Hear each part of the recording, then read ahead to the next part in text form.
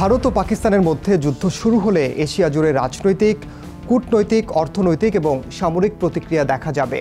এশিয়ার বড় দেশগুলো কি অবস্থান নেবে সেটি মূলত নির্ভর করবে তাদের কৌশলগত স্বার্থ, দ্বিপাক্ষিক সম্পর্ক এবং বৈশ্বিক অবস্থানের উপর।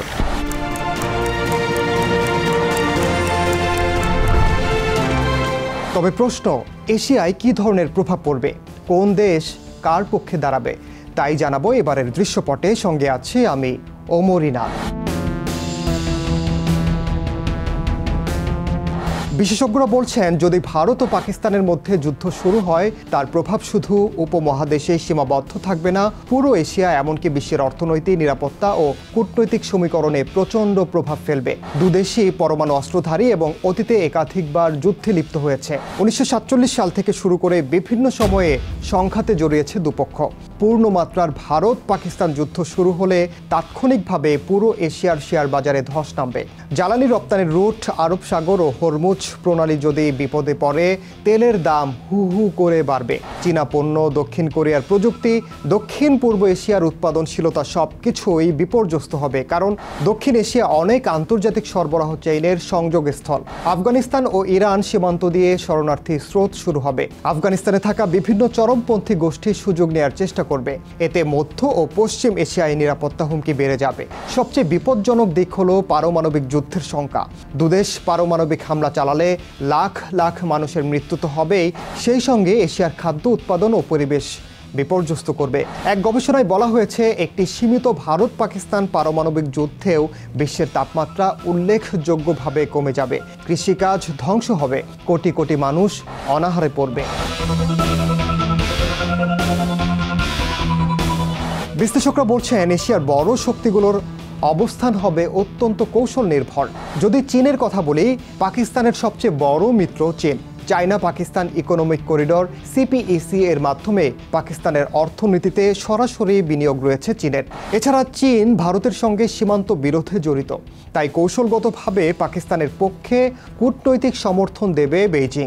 অনেক বিশ্লেষক বলছেন, চীন সরাসরি যুদ্ধে জড়াতে চাইবে না, কারণ ভারতের সঙ্গে তাদের বিপুল বাণিজ্যিক সম্পর্ক রয়েছে। তাছাড়া পাক ভারত যুদ্ধ চীনের অর্থনীতিতেও ধাক্কা দেবে।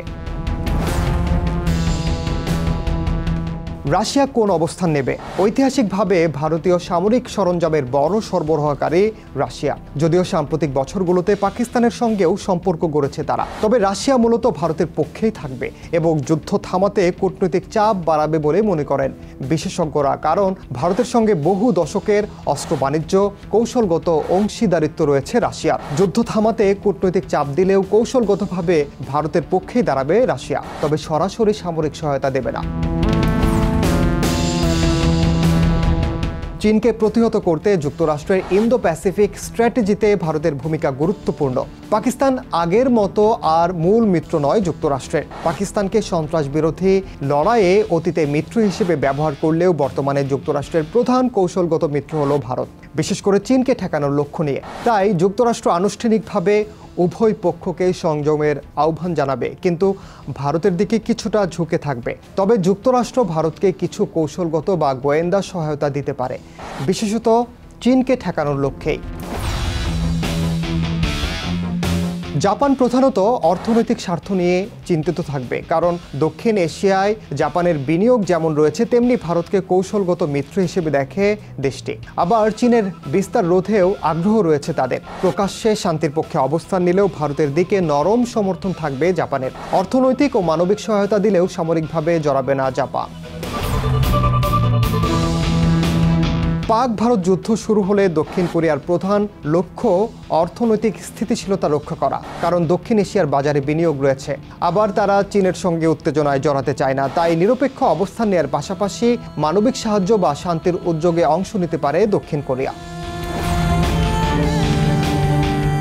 ইরান পাকিস্তানের প্রতিবেশী, কিন্তু অভ্যন্তরীণ ও আন্তর্জাতিক চাপে সাবধানে চলবে তারা, কারণ পাকিস্তানের শিয়া সুন্নি বিভাজন, সীমান্ত সুরক্ষা, পশ্চিমা নিষেধাজ্ঞা এইসব প্রাধান্য পাবে পক্ষ নেয়ার ক্ষেত্রে। তাই যুদ্ধ প্রতিরোধে কূটনৈতিক চেষ্টা, পাকিস্তানের অভ্যন্তরীণ সমস্যায় হস্তক্ষেপ না করে সীমান্তে নজরদারি বাড়াতে পারে ইরান। সৌদি আরব ও উপসাগরীয় দেশগুলোর ক্ষেত্রে কী হবে? সৌদি আরব ও উপসাগরীয় দেশগুলো পাকিস্তানের ঐতিহাসিক মিত্র, আর্থিক সহায়তাকারী হিসেবে পরিচিত। পাকিস্তানকে তেল ও বিনিয়োগ সহায়তা দিলেও সামরিকভাবে ভারতের সঙ্গে খারাপ সম্পর্ক চায় না তারা। আসিয়ান দেশ ইন্দোনেশিয়া, মালয়েশিয়া, ভিয়েতনাম, থাইল্যান্ড সহ আসিয়ান দেশগুলো প্রধানত নিরপেক্ষ থাকতে পারে বলে মনে করেন বিশেষজ্ঞরা। কেননা দক্ষিণ এশিয়ায় বড় বাণিজ্যিক সম্পর্ক থাকায় যুদ্ধের কারণে অর্থনৈতিক ক্ষতি এড়াতে চাইবে তারা।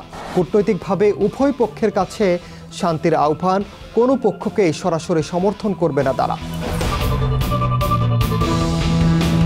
পাকিস্তানের পাশে না থেকেও আফগানিস্তান ক্ষতিগ্রস্ত হবে, কারণ পাকিস্তান থেকে শরণার্থীদের ঢল, সীমান্তে অস্থিরতা, সন্ত্রাসী গোষ্ঠীর তৎপরতা রয়েছে। নিজের সীমান্ত রক্ষা ও অভ্যন্তরীণ স্থিতিশীলতায় মনোযোগ দিয়ে কোনো পক্ষকে প্রকাশ্যে সমর্থন দেবে না তালেবান সরকার। ভারত পাকিস্তান যুদ্ধের সবচেয়ে বড় ভয়াবহতা হলো এটি কোনো একক যুদ্ধ নয়। এর ঢেউ এশিয়া ও বিশ্বের বিভিন্ন প্রান্তে পৌঁছে যাবে। বড় শক্তিগুলো সরাসরি যুদ্ধে না জড়ালেও কূটনৈতিক সহযোগিতা বা প্রতিযোগিতা, অস্ত্র সহায়তা, অর্থনৈতিক প্রভাব এবং আঞ্চলিক নিরাপত্তা পুরো এশিয়াকে বিপর্যস্ত করবে বলে মনে করেন বিশেষজ্ঞরা।